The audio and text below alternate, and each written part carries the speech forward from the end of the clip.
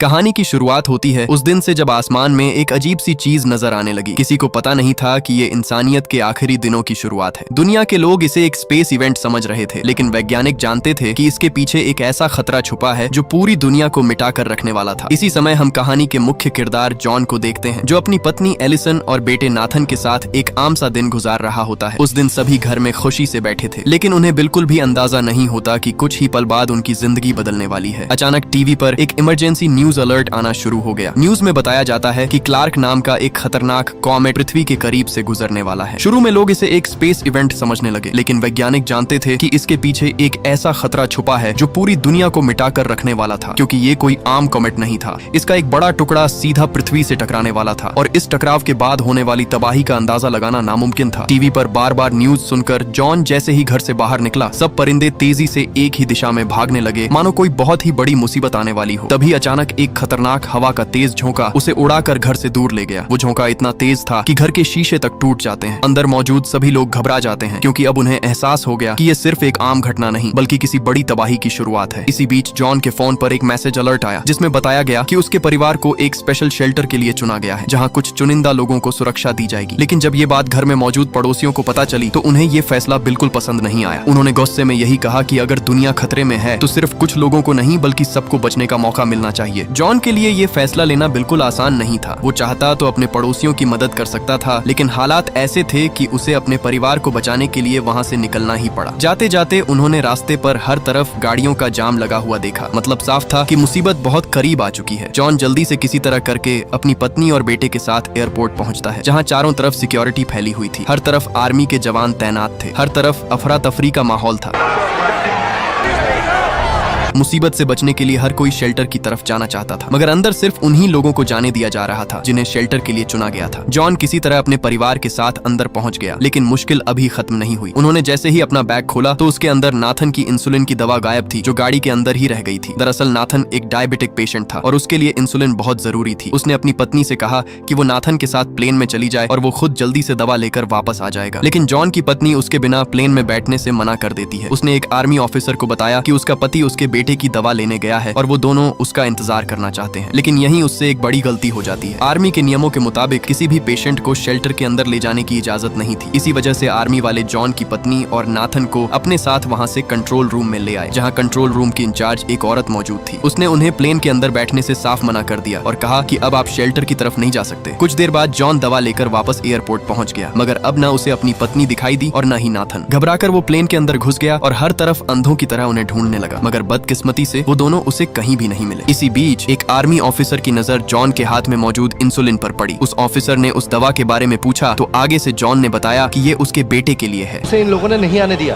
कहा किसी बीमार को नहीं लेंगे। ये सुनकर जॉन के रोंगटे खड़े हो गए। वो तुरंत प्लेन से बाहर निकलने के लिए भाग पड़ा, लेकिन तब तक बहुत देर हो चुकी थी। प्लेन का दरवाजा लगभग बंद होने को था, मगर उसकी बदकिस्मती अचानक पूरे एयरपोर्ट के बाहर हालात बिगड़ने लगे। सब लोग आर्मी के कंट्रोल से बाहर हो चुके थे। लोग हर हाल में अंदर घुसना चाहते थे। सब लोग अपनी जान बचाने के चक्कर में प्लेन की तरफ दौड़ पड़े। आर्मी उन्हें रोकने की पूरी कोशिश करने लगी, लेकिन भीड़ इतनी ज्यादा थी कि किसी के लिए कुछ कर पाना मुश्किल हो गया। इसी अफरा तफरी के बीच एक गोली सीधा एक आर्मी वाले को जा लगी। उस गोली की वजह से फ्यूल के पाइप से फ्यूल लीक होने लगा और देखते ही देखते अचानक वहां आग फैल गई। कुछ ही पलों में एक प्लेन भी इस तबाही की लपेट में आ गया, जिससे एक बहुत ही बड़ा धमाका हो गया। धमाका इस कदर जोरदार था कि वहां मौजूद किसी भी शख्स को जान बचाने का मौका तक न मिला और सबके सब वहीं पर जलकर राख हो गए। उधर जॉन की पत्नी भी वहां से जान बचाकर भाग रही थी। तभी उन्होंने ये सब देख लिया। अब जॉन के लिए अपनी पत्नी और बेटे तक पहुंचना और भी मुश्किल हो गया। कोई रास्ता न देखकर उसकी पत्नी ने एक मैसेज भेज दिया कि वो दोनों अपने पिता के घर जा रहे हैं। उधर चारों तरफ लोग अपनी जान बचाकर दूसरे प्लेन की तरफ दौड़ रहे थे। इसी बीच जॉन किसी तरह अपनी जान बचाते हुए वापस अपनी गाड़ी तक आ गया, लेकिन तब तक उसकी पत्नी वहां से जा चुकी थी। उसकी पत्नी का छोड़ा गया नोट देखकर वो समझ गया कि उसका परिवार कहाँ गया है। अब उसके पास सिर्फ एक ही मकसद था, किसी भी तरह अपनी पत्नी और बेटे तक पहुंचना। उधर जॉन की पत्नी अपने बेटे की दवा लेने एक मेडिकल स्टोर में चली गई। वो वहां से कुछ दवाइयां इकट्ठा कर ही रही थी कि अचानक उस स्टोर पर गुंडों ने हमला कर दिया। एलिसन किसी तरह अपनी जान बचाते हुए वहां खड़ी एक गाड़ी में बैठ गई। सफर के दौरान जब गाड़ी वाले को पता चला कि उन दोनों को शेल्टर के लिए चुना गया था, लेकिन बेटे की मेडिकल कंडीशन की वजह से उन्हें प्लेन में जगह नहीं मिल पाई, यहीं से उस आदमी को सब समझ आ गया। वो आदमी तुरंत गाड़ी से उतरा और जबरदस्ती जॉन की पत्नी को गाड़ी से उतार कर नीचे फेंक दिया, जबकि उसके बेटे नाथन को अपने साथ लेकर वहां से चला गया। दूसरी तरफ जॉन अपने परिवार तक पहुंचने की कोशिश कर रहा था, तभी आसमान से एक और कॉमेट धरती की तरफ गिर गया। उसके गिरते ही एक भयानक तबाही मच गई। हर तरफ लोग अपनी जान बचाकर इधर उधर भागने लगे, मगर जॉन किसी तरह वहां से बच निकला। रास्ते में उसे खुशकिस्मती से आर्मी का एक ट्रक मिल गया जो कनाडा की तरफ जा रहा था। वो बिना देर किए उस ट्रक में बैठ गया। सफर के दौरान उसकी मुलाकात एक आदमी से हुई जिसने उसे एक हैरान कर देने वाली बात बताई। उसने बताया कि दुनिया भर के कुछ चुनिंदा लोगों के लिए ग्रीनलैंड में एक अंडरग्राउंड शेल्टर तैयार किया गया है, लेकिन वहाँ हर किसी को जगह नहीं मिल पाई। सिर्फ उन लोगों को चुना गया जो आने वाली तबाही के बाद नई दुनिया को दोबारा खड़ा करने में मदद कर सकते हैं। तभी हमें पता चला कि जॉन पेशे से एक आर्किटेक्ट है। इसी वजह से उसका नाम भी उन लोगों की लिस्ट में शामिल किया गया। डॉक्टर, इंजीनियर और दूसरे एक्सपर्ट्स को भी इसीलिए चुना गया ताकि अगर इंसानियत बच जाए तो वो दोबारा सब कुछ शुरू कर सकें। लेकिन ट्रक में मौजूद एक और शख्स की नजर जॉन के हाथ में बंधे ब्रेसलेट पर पड़ गई। उसे समझ आ गया कि ये ग्रीनलैंड में एंट्री का पास है। लालच में आकर वो किसी भी तरह ये ब्रेसलेट जॉन से लेना चाहता था, मगर जॉन ने उसे साफ मना कर दिया। आगे से वो शख्स उसे धमकी देने लगा, लेकिन जॉन अपनी जिद का पक्का था। उसने साफ इनकार कर दिया। इसी वजह से दोनों के बीच हाथापाई शुरू हो गई। उस हाथापाई में ट्रक का संतुलन बिगड़ गया, जिससे सब लोग ट्रक से नीचे जा गिरे। गिरते ही कुछ लोग वहीं पर मारे गए, मगर खुशकिस्मती से जॉन उस हादसे में बच गया। उधर जॉन की पत्नी एलिसन सड़क पर खड़ी सब लोगों से लिफ्ट मांगती रही, मगर किसी ने उसे मुंह तक नहीं लगाया। इसलिए वो बिना देर किए खुद पैदल ही एयरपोर्ट की तरफ दौड़ पड़ी। दूसरी तरफ जॉन की पत्नी को लिफ्ट देने वाला आदमी जॉन के बेटे को लेकर एयरपोर्ट पहुंच गया। उसका गंदा प्लान था नाथन के ब्रेसलेट का फायदा उठाकर खुद और अपनी पत्नी के साथ शेल्टर में पनाह लेना। उसने आर्मी ऑफिसर से झूठ बोला कि भीड़ में उनके ब्रेसलेट खो गए और ये बच्चा उनका बेटा है। पहले तो आर्मी वालों ने उसकी बात मान ली, लेकिन तभी जॉन का बेटा तुरंत बोल पड़ा, ये मेरे पेरेंट्स नहीं है।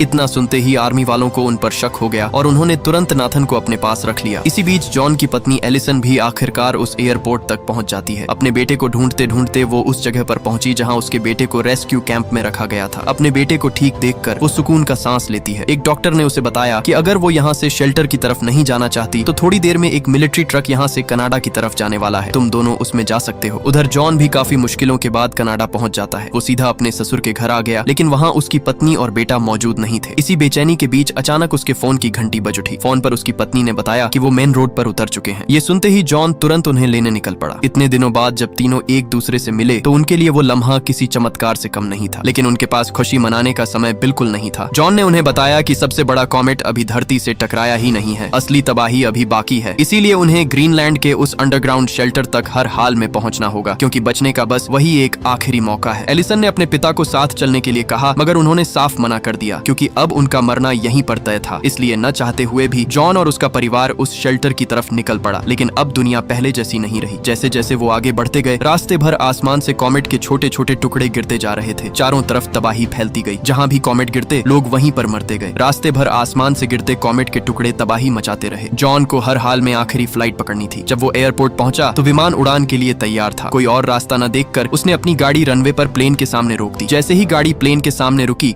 खुशकिस्मती से प्लेन रुक गया। पायलट गुस्से में बाहर आया। जॉन ने उसे बताया कि उसका परिवार भी ग्रीनलैंड शेल्टर के लिए चुना गया है, मगर पायलट ने उसे मना कर दिया क्योंकि प्लेन में जगह लगभग खत्म हो चुकी थी। लेकिन जॉन किसी भी सूरत प्लेन में चढ़ना चाहता था। उसने उन्हें धमकी दी कि अगर वो उन्हें साथ न लेकर गए तो वो गाड़ी कभी रनवे से नहीं हटाएगा। पायलट को मजबूरी में जॉन और उसके परिवार को प्लेन के अंदर बैठाना पड़ा। सब आगे बढ़ ही रहे थे कि तभी वही सबसे बड़ा कॉमेट धरती से टकरा गया। धमाके के झटके इतने खतरनाक थे कि प्लेन भी बुरी तरह हिल उठा। प्लेन पायलट से पूरी तरह बेकाबू हो गया और अचानक एक पहाड़ी से टकराकर वहीं पर तबाह हो गया। कुछ लोग घायल जरूर हुए, लेकिन खुशकिस्मती से सब लोग जिंदा बच गए। प्लेन से निकलते ही उन्हें दूर आर्मी के बंकर दिखाई दी। आर्मी ने जैसे ही उन्हें देखा, वो उन्हें ग्रीनलैंड के अंडरग्राउंड बंकरों के पास ले आए। तभी उसी बड़े कॉमेट के टुकड़े धरती पर गिरने लगे। उन्हें देखते ही जॉन के रोंगटे खड़े हो गए। सब लोग जल्दी से बंकरों में घुसने लगे। इमरजेंसी अलार्म तेजी से पूरे बंकर में गूंज उठा। मतलब साफ था कि कॉमेट धरती के बहुत करीब आ चुका है। बंकरों के दरवाजे बंद होते ही अंदर मौजूद लोगों का बाहर की दुनिया से संपर्क पूरी तरह टूट गया। जमीन के ऊपर क्या तबाही चल रही थी किसी को कुछ नहीं पता। और फिर कहानी पूरे 1 साल आगे चली जाती है। कुछ समय बाद धरती फिर से धीरे धीरे बेहतर होने लगी। जब बंकर का दरवाजा खोला गया तो बाहर सिर्फ तबाही के खौफनाक दृश्य थे। बड़े बड़े शहर खंडहर में बदल चुके थे। सालों तक लोग उस बंकर में कैद रहे, मगर वो ज्यादा देर तक वहाँ नहीं रह सकते थे, क्योंकि अब उनके पास धीरे धीरे बचा कुचा खाना पानी खत्म होने लगा। वहीं अब जॉन का बेटा नाथन भी काफी बड़ा हो चुका था। एक दिन जॉन सूट पहनकर सामान ढूंढते हुए एक सुनसान जहाज के करीब पहुंच गया। वहाँ उसे चारों तरफ मरे हुए लोगों के ढेर दिखाई दिए। इससे पहले कि वो वहाँ कुछ और ढूंढ पाता, तभी रेडियो पर उसे एक बहुत ही खतरनाक तूफान की चेतावनी दी जाने लगी। वो तूफान उसकी तरफ तेजी से बढ़ रहा था। जॉन किसी तरह अपनी जान बचाते हुए तुरंत बंकर की तरफ दौड़ पड़ा। तूफान भी उसके बहुत करीब आ चुका था, मगर खुशकिस्मती से भागते भागते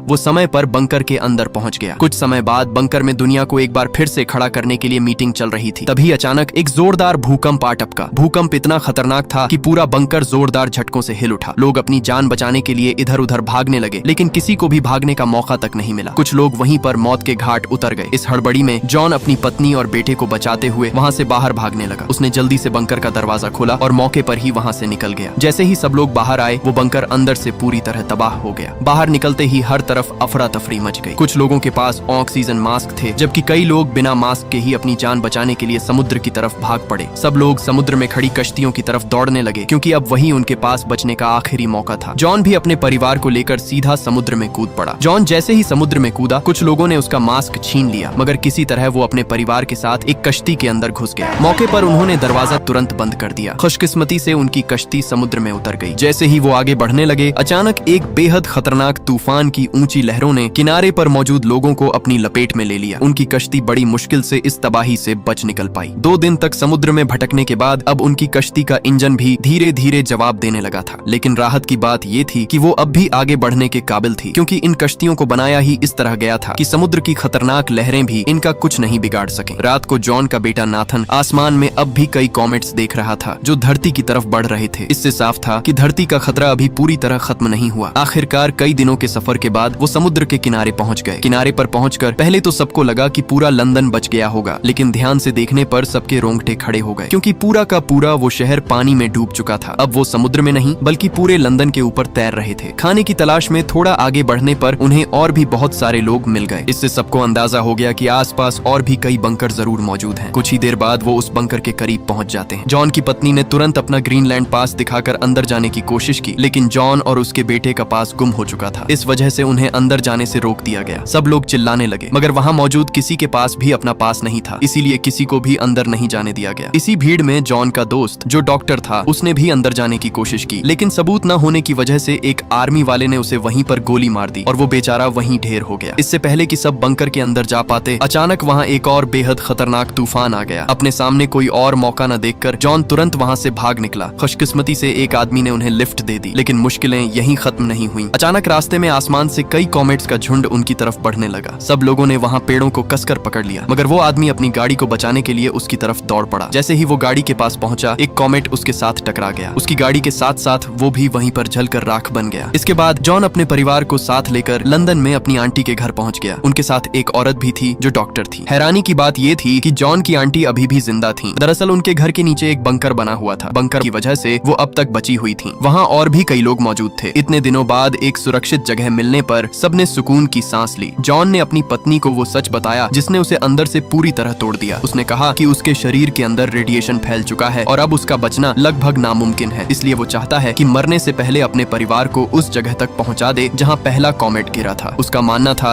कि शायद वहीं से जिंदगी दोबारा शुरू की जा सकती है। अगली सुबह सब सफर पर निकलने के लिए तैयार हो गए। जॉन की आंटी ने उसे अपनी सुरक्षा के लिए एक बंदूक भी दे दी। सफर के दौरान दिन भर सब ठीक रहा, लेकिन रात होते ही कुछ लुटेरों ने उन पर हमला कर दिया। इस हमले में उनके साथ मौजूद डॉक्टर मौके पर ही मारी गई, लेकिन जॉन ने हिम्मत नहीं हारी। वो तुरंत गाड़ी से बाहर निकला और एक के बाद एक सभी लुटेरों को मौत की नींद सुला दिया। सुबह होते ही उन्होंने डॉक्टर को दफनाया और एक बार फिर से अपने सफर की तरफ निकल पड़े। कई मुश्किलों के बाद जब वो एक जगह पहुंचे तो उनके होश उड़ गए, क्योंकि जहां सालों पहले समुद्र हुआ करता था, आज वो सूख कर पूरी तरह खत्म हो चुका था। थोड़ा आगे जाने पर उन्हें बहुत सी गाड़ियां खड़ी दिखाई दी, क्योंकि आगे से जाने का कोई रास्ता ही नहीं था। जमीन बीच से फट चुकी थी। उस जमीन को फटा देखकर उनकी रूह कांप उठी। उसे पार करने का सिर्फ एक ही रास्ता पतले से रस्से का पुल था। यहाँ न चाहते हुए भी जॉन अपने परिवार के साथ हिम्मत करके उस पर चलना शुरू कर देता है, मगर उस पुल को पार करना इतना आसान नहीं था। तेज हवाओं और हिलती हुई जमीन की वजह से उनका ये सफर और भी ज्यादा खतरनाक हो गया। कई लोग रास्ते में ही गिरकर अपनी जान गंवा बैठे, क्योंकि वहाँ की चट्टानें धीरे धीरे कमजोर पड़ने लगी थीं। मगर जॉन ने किसी तरह अपनी पत्नी और बेटे को संभालते हुए उस खाई को पार कर लिया, जबकि ज्यादातर लोग पीछे ही मारे गए। खाई के दूसरी तरफ पहुंचकर वे उस जगह की तरफ बढ़ते हैं जहां पहला कॉमेट गिरा था, लेकिन वहां पहुंचकर उन्हें कोई हरियाली या सुरक्षित जगह नजर नहीं आई। हर तरफ जली हुई जमीन थी। वहां सब कुछ तबाह हो चुका था, जिसे देखकर जॉन के होश ही उड़ गए। लेकिन इससे पहले कि वे वहां से जा पाते, तभी एक हथियारबंद आदमी उनके सामने आ गया। जॉन ने उसे अपनी सारी कहानी बताई, जिसके बाद वह उन्हें पनाह के लिए अपने घर ले गया, जहाँ और भी कई लोग मौजूद थे। उसने उन्हें बताया कि जिस जगह की तलाश में वे आए हैं वह यहीं आसपास मौजूद है और लोग उसे क्रेटर के नाम से जानते हैं। लेकिन वहाँ तक पहुँचना आसान नहीं है, क्योंकि रास्ते में जंग का माहौल है। जो भी वहाँ जाता है उसे लुटेरे वहीं पर भून डालते हैं। वहाँ कई खतरनाक लोग मौजूद हैं। मदद के लिए वह आदमी अपनी बेटी को उनके साथ भेजने का फैसला करता है। उसने उन्हें मैप दिखाकर कहा कि ये रास्ता सीधा तुम्हें वहाँ तक ले जाएगा। उसने उसे एक फोटो देकर कहा कि इसे रास्ते में आने वाली एक चेक पॉइंट पर दिखाना, फिर तुम्हें आगे जाने दिया जाएगा। अगर ये फोटो कहीं गुम हो गई तो तुम वहाँ कभी भी नहीं पहुँच पाओगे। इसके बाद सब लोग दोबारा से अपना सफर शुरू कर देते हैं। कुछ देर सफर करने के बाद वे एक जगह पर आकर रुक गए, लेकिन तभी अचानक वहाँ कुछ आर्मी वालों ने उन्हें चारों तरफ से घेर लिया और उन्हें साफ मना कर दिया कि तुम सब लोग आगे नहीं जा सकते। आगे तुम्हारे लिए बहुत ज्यादा खतरा है। आगे कुछ लुटेरों से आर्मी की जंग छिड़ी हुई है। लेकिन जब उस लड़की ने अपने बारे में बताया तब उस आर्मी वाले ने उन पर भरोसा कर लिया। वो उन्हें अपने साथ लेकर उसी जगह जाते हैं जहाँ कमांडर जोनी मौजूद था। मगर जैसे ही वो उस जगह के पास पहुंचे वहाँ हर तरफ अंधाधुंध गोलीबारी शुरू हो गई। सब गोलीबारी के बीच आगे बढ़ते गए। इस हमले में बेचारे कई मिलिट्री वाले वहीं पर ढेर होते गए। बदकिस्मती से जॉन की हालत भी धीरे धीरे बिगड़ने लगी। मतलब अब उसके पास ज्यादा समय नहीं है। वो कभी भी अपनी जान की बाजी हार सकता है। जैसे तैसे करके पूरी रात का सफर तय करने के बाद सब उस चेक पॉइंट तक पहुंच जाते हैं। लेकिन वहां जाकर उन्हें पता चला कि कमांडर जोनी एक रात पहले ही हमले में मारे जा चुके हैं। ऑफिसर ने उन्हें वापस लौटने का कहा, क्योंकि अगर वो 1 मिनट भी यहाँ ठहरे तो सबके सब मारे जाएंगे। मगर जॉन ने साफ कह दिया कि वो अब यहाँ से कहीं नहीं जाएगा। अब वो हर हाल में अपने परिवार को क्रेटर तक लेकर ही जाएगा। उसने वो तस्वीर भी उसे दिखाई, मगर ऑफिसर ने उसे साफ मना कर दिया। अब उसका शरीर भी धीरे धीरे जवाब देने लगा था, क्योंकि रेडिएशन उसके शरीर में पूरी तरह फैल चुकी थी। जॉन की बात सुनकर ऑफिसर का दिल पिघल गया। उन पर दया करते हुए उसने उन्हें एक बस में बिठा दिया जो सीधा क्रेटर की तरफ जा रही होती है। जॉन और उसका परिवार एक बार फिर से अपने खतरनाक सफर पर निकल पड़े, लेकिन मंजिल तक पहुंचने से पहले ही एक और जोर का धमाका ठीक उनकी बस के सामने आ गिरा, जो किसी और ने नहीं बल्कि उन्हीं लुटेरों ने किया। उन लुटेरों ने उस बस पर पूरी तरह कब्जा कर लिया। बस के साथ जितने भी आर्मी वाले थे उन लुटेरों ने सबको मौत की नींद सुला दी। उन लुटेरों ने बस के अंदर बैठे सबको नीचे उतरने का हुक्म दिया। सब एक के बाद एक बस से उतरते गए, मगर जैसे ही जॉन की बारी आई उसने अपनी जान की परवाह किए बिना उस लुटेरे पर हमला बोल दिया। जॉन को लड़ता देख बाहर खड़े लोगों में भी हिम्मत आ गई। सबने मिलकर एक के बाद एक सब लुटेरों को वहीं पर ढेर कर डाला। उस लुटेरे को निपटाकर जॉन जैसे ही बस से बाहर निकला वो घायल था, क्योंकि उसे गोली लग चुकी थी। उसने तुरंत अपनी पत्नी से कहा कि समय बहुत कम है, इसलिए हमें तुरंत क्रेटर की तरफ जाना होगा। जैसे ही सब लोग गाड़ी में बैठे जॉन की पत्नी खुद आगे बढ़ी और जल्दी से ड्राइविंग सीट संभाली। वो सब तेजी से क्रेटर की तरफ बढ़ते जा रहे थे। थोड़ा ही आगे आने पर उनके रास्ते के सामने बहुत सारी गाड़ियां टूटी फूटी पड़ी थी, इसलिए उन्हें मजबूरन गाड़ी रोकनी पड़ी और पैदल ही पहाड़ी की तरफ निकल पड़े। पहाड़ी के ऊपर चढ़ते ही उनके सामने एक खूबसूरत वादी होती है। उनके सामने चारों तरफ हरियाली, साफ पानी और ताजा हवा थी। इतनी तबाही के बाद भी जिंदगी यहाँ अभी तक बाकी थी। ये दृश्य देखकर जॉन के चेहरे पर सुकून आ गया। उसे तसल्ली हो गई कि उसने अपने परिवार को आखिरकार एक महफूज जगह पहुंचा ही दिया। लेकिन गोली लगने की वजह से अब वो अपनी जिंदगी की आखिरी सांस ले रहा था। तभी अचानक वो वहीं पर नीचे गिर पड़ा। जॉन खुद तो इस नई दुनिया का हिस्सा न बन सका, लेकिन अपनी जान देकर उसने अपने परिवार को एक नई जिंदगी जरूर दे दी। और ये मूवी यहीं पर एंड हो जाती है। अगर ये वीडियो आपको अच्छी लगी तो इस वीडियो को लाइक और हमारे चैनल को सब्सक्राइब कीजिएगा।